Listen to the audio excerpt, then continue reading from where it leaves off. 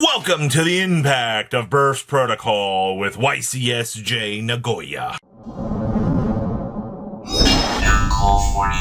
You guys smash the living crap out of that subscribe button so you guys don't miss out more on us content. We're finally looking at YCS Nagoya. We had all the coverage that I did yesterday for you for that event, so make sure you guys smash the living crap out of that subscribe button. So this was 9 rounds of Swiss, double elimination, where top 64 went to single elimination, and this was 4,961 duelists. Nearly 5,000 duelists turned out to play this event, and that's crazy. It really is. Now, this is best of one, no side decking, and your top cut was Maliss, and Maliss ended up getting first and second, which was quite impressive. We had Tenpai and Draco Tail coming in very, very strongly here. You did see, if you watched the top 4 match, the Tenpai player got made to go first, and their entire run ended. Jokingly, we talk about Tenpai was potentially on a rundown path to win this event. I mean, when you allow a deck like Tenpai to still ignorantly have as many cards as it can slam in and be able just to ignorantly win the game, yes, you're going to have problems. It makes sense. Now, your top 8 was a couple surprises here, actually. We had some Lunalight, some Mono Matt Ryzeal. We had some Fallen Magistus Draco Tail, and some Fiendsmith Yummy. You might actually be a little bit surprised just to see that Yummy didn't necessarily, perform up. Obviously, their Link monster's limited to 2, but it does feel like that the deck has some problems kind of formulating and getting set up. Now, Mitsurugi is this deck that is on a tear in the OCG. It has been doing very well. But this is a different style format. This is where you actually are playing Master Duel Simulator, where you're seeing the consistent results and, the strategy of one out of one. I mean, I would say that a lot of luck factors into a format like this, where you have to see those key dice rolls really, really, really working in your favor, or else your whole game plan just gets cracked apart and you just kind of fade away. But that's another thing. So we also had Branded performing well. We had actual more Draco Tail, Maliss, more Tenpai, Fiendsmith Orchest, and Maliss. I do remember reading that Tenpai didn't necessarily have an incredibly large statistic going into this top cut. I think a lot of people kind of counted it out as more of a loss sort of strategy if you were choosing to play it, but it did very, very well. So let's talk about your winning list here. So winning your event was none other than Maliss. And as we saw in the finals, I mean, this deck was on a tear. Obviously, they have one Dormouse. They still have double Baldrake, which, does make for some more consistent advantages.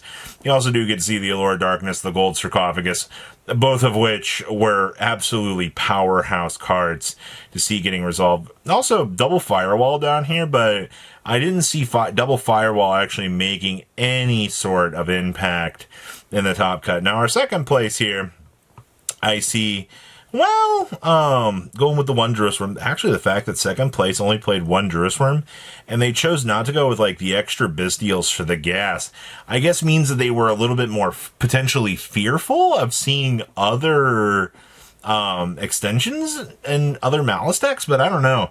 I really feel like having access to those forms of interruptions makes this deck very, very, very strong for what it is. Right now, we also have some Lunalight action. Lunalight was very, very strong, man.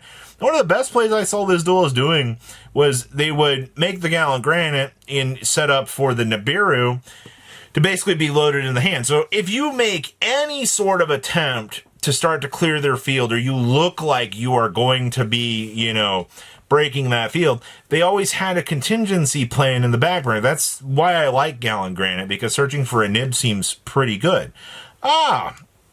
This was our Mono Matt Ryzeal list. Now, I'm very surprised to see that this duelist chose not to actually access Protos, because I feel like Protoss is just such an insane card, man. You want to be able to have that power behind you, and it usually goes pretty good. I do see they did main deck the one Featherstorm. I mean, hey, you may as well have access to it, right? If you do see it, you know, you just blow your opponent out of the water. We also have the Fallen Magistus Dracotail deck. There's a lot going on in here because, you know, this new Fallen of Albaz into Ecclesia just gets you into some free bodies to go. And that's really, really important. I mean, keep in mind that you're not seeing anything down here in the side deck for a dedication towards that, except for the one synchro here. But I think that's fine. You do have the Crowley and friends in here as well, just as general setup pieces. So that's actually not too bad. Fiendsmith Yummy, oh boy, you know, when I can generically slam into, you know, making the goddess, this deck continues to remind me why I think that it's very problematic. I do see you've also got, once again, thank you, OCG, for putting the Yummy link to 2, because it actually kind of makes the ignorant play lines with this deck just a little bit more fair. And dare I say, fair is actually a good thing. Our one Mitsurugi list, hey, they're playing the Fossil Dino, which means they were planning to make the Gallant Granite to be able to search it, which is actually kind of nice. I do see the rank 8 stuff for the Hope Harbinger, which is good. I do see that they went with the double pieces in here. No extra extensions, but we are playing the Gorgon, which I think has also been popping up a little bit more within these lists. It's actually pretty good. Now, Branded. Oh, boy. Talk about go Expulsion Ranger. Being able to roll Expulsion is really good. This build's also been playing one copy of the Fallen and the Virtuous, which I think is not too bad of a challenger. Everything within the regular confines of this is good. Though it's also kind of interesting to see some Starly Schaefert actually showing up for a list like this. So not too bad. Boy, there has to be some more Maliss, right? Probably one of the most uninteresting decks I feel like really showed up out of this weekend. Though this one is playing the Transcode Talker, so there is something to be said about that. I do kind of like that. This build's also playing the Almirage, which, okay, I mean, having access to that's actually not necessarily too bad. But I think all of your bells and whistles for this list feel pretty good. And then there is Tenpai. You know, 2 copies of the Sengen Kaiman. Probably going to one next list, realistically, because this deck was kind of getting out of hand. We do play the one Pogi Drago. You do also see that we are playing Triple Crown in the main deck. Very nice. We also have some sales bands, being able to, you know, cut off any hand trap that you think your opponent's going to have.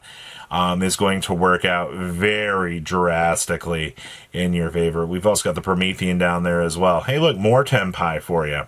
The fact that with all of these pieces, it was good. Now, the one thing that I think hurt this duelist the most was they actually main decked the Feather Duster and the Heavy Storm. They didn't choose to play things like the Crown, which I guess there is a balancing act that you feel like you have to make while walking that fine line with these lists. But I feel like you're just begging for more problems at that stage. We've also got some Fiendsmith Orchest. Okay. So this build actually main decked triple Small World, which that's kind of interesting. We don't really talk enough about Small World actually being a kind of relevant card within some of these metas, and the fact that, you know, you're able to use that to basically bridge into whatever you're going to need, I think works out very, very nicely. Also, you know, you have pretty much everything else accounted for within this list, and that's really about it, man.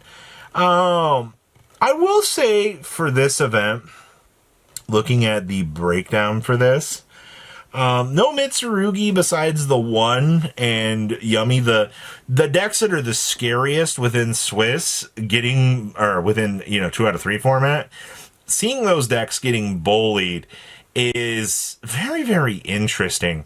It's almost like the format, like, obviously it's a different style format, but I don't know, it's, when you get raw data in front of you, it really does show how the game can be different in certain sectors. But what do you think? Please leave a comment down below. Tell me what you guys think, and I will see your beautiful faces back here in the day, guys.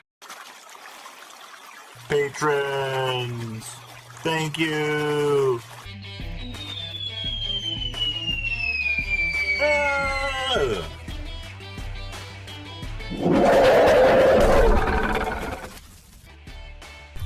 Thank you so much for watching. Check out these other videos.